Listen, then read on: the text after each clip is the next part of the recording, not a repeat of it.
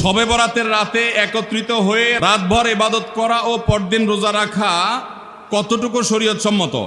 ভাইরা আমার, শবে বরাত উপলক্ষে রাতভর একত্রিত হয়ে মসজিদে ইবাদত বন্দেগী করা কোনো হাদিস দ্বারা প্রমাণিত নয়।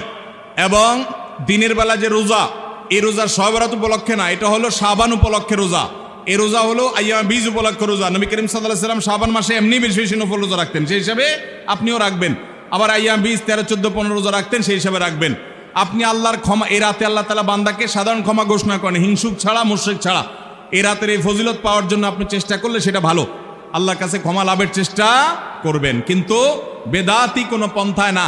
অনেকে বলে যে এত রাকাত নামাজ, অমুকটা অত সূরা এত রাকাতে পড়তে হবে, এগুলা মনগড়া কথাবার্তা, এগুলার কোনো ভিত্তি কোরআন হাদিসে নাই। আবার অনেকে মনে করে হালুয়া রুটি খাইতে হবে, আতশবাজি করতে হবে, আলোকসজ্জা করতে হবে।